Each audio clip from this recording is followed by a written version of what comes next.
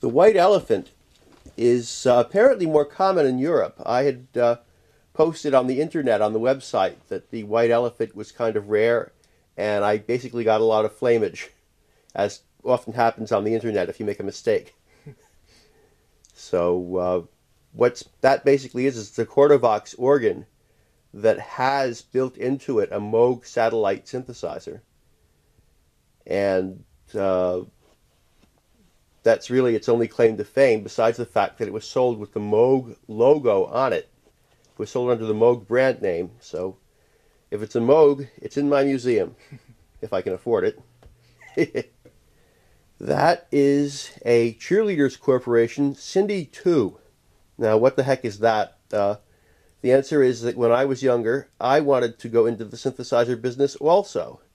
And the Curtis chips had come out, which meant you could build high-quality synth modules on the cheap. So I designed this great big synthesizer with 16 VCOs and 16 voltage-controlled envelope generators and 8 filters and 8 VCAs and a whole bunch of other neat stuff. And I never finished building it, but there it is, the Cheerleaders Corporation Cindy 2. Now, we have since renamed the company to Power Girl Technologies, which I think is a better name. Men my age really shouldn't be going after cheerleaders anymore. But Power Girl Technologies is the company that is, it's basically the name I put on stuff that I build myself. That's the Ares Modular 300. It's got a number of modules in it there. It was actually purchased by and built by, it's in its kit form, it was built by a doctor who had gone to an electronic music performance in French Canada, and he was moved by a sound he heard that was made quadraphonically, and it was in speakers and a stairwell, and he basically wanted to recapture that feeling. So he went out and bought a lot of equipment, and he was never able to recapture the feeling, but he did manage to sell the equipment to us. And we have this Ares Modular. In fact, that's the one that I've been using to teach synthesis with, except that we haven't had any students recently, but people are invited to want to learn how to work all the knobs and wires. It's not as hard as it looks, and I'm a good teacher. And it's not all that expensive to learn either. Okay, what we've got here is the Yamaha DX7 Mark II. And it's basically one of the last synthesizers ever made before they went to sampling and synthesis together. And what this DX7 does is it uses digital frequency modulation synthesis to produce sound instead of the traditional oscillator filter amplifier, what's called subtraction synthesis, because the filter is subtracting sounds out of the oscillators. The analog synthesizers are becoming very popular again, and a number of companies have sprung up that make them. This is an ATC1 Tone Chameleon by Studio Electronics, and the story of how I got this piece is that I was in EU Wurlitzer's one day, and they had a Studio Electronics SE1, which was the previous model to this, and I started playing it, and I started playing the Keith Emerson Lucky Man solo, and I could not get it to sound right.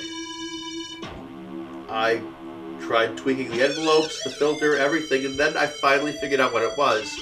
The glide was linear, which means that if you press another key, it immediately takes off and goes at a constant speed and then stops dead when it hits the note. And the way the glide works on these older synths, of course, is that you hit the note and it jumps over towards the new note, but as it gets there, the current available to charge the capacitor decreases, so the rate slows down. It slows down as it gets there and zeroes in on the note. And they weren't doing that. Now, I had figured out how to do that in software, so I sent them the equations, and they implemented it. I was just wondering what you thought of these new analog modeling synthesizers that are truly analog. Well, I've had the pleasure of playing a few of these pieces in different music stores, and what I've really come up with is that they're not there yet, but they're getting close. I know mathematically it is certainly feasible to produce an analog modeling synth. I mean, that's when I did the glide thing for Studio Electronics. That was essentially a model of an analog glide circuit done digitally. So it's possible. It's going to happen. You're going to be able to buy at some point. It'll look like an ARP 2600 or a Mini Moog, but it'll be 16-note polyphonic, 16-way multi-timbral, full MIDI implementation, and completely programmable. And once again, these synthesizers, the real analog ones, will start turning up in trash heaps, and the museum can finally fill out its collection, I think. And they called me up one day and said, we tried this thing you suggested, and it's fantastic. And so I said, good, donate something. And we got this ATC-1. Well, everyone could bang out the perfect song, but when you're done, it still sounds like it's been banged out. Yeah. I was in a shopping mall, the Warburton Mall, where the music playing over the loudspeakers was MIDI sequences that were absolutely perfectly quantized. And I could only listen to it for about 20 minutes before I had to get out of there. It was horrible. And of course, most people didn't realize that that's what they didn't like. They didn't realize that that's why they don't go to that mall. That mall's not nearly as popular as it used to be, and I bet that sound is it. I bet if they got rid of that sound, they'd have more people shopping there again. And I thought that was the end of the story, but it's not. I get a call from a man named Will Alexander, and I'm thinking to myself, oh God, one of these guys from one of these bands that I hate. And I didn't know who he was. And he was like, you have to come, we love what you've done with this sound. You have to come see us backstage. We'll give you a backstage pass. And I'm thinking to myself, oh God, no. But I said, okay, I'll go. It turns out that Will Alexander is the left hand or the right hand man, the synth guy for Keith Emerson. So I actually got an Emerson, Lake and Palmer backstage pass out of my equation, which is a very cool thing to get out of an equation. Algebra teachers, eat your hearts out.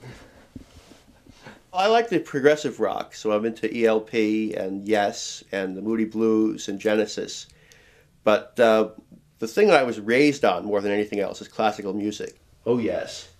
This is a sound I created in an attempt to match something that Wendy Carlos had done. Her arrangement of the Bach Prelude in E flat rather, is beautiful. I just sort of wanted to try and do the same thing. And I particularly like Bach and Beethoven. I like Saint-Saëns and Grieg and Tchaikovsky.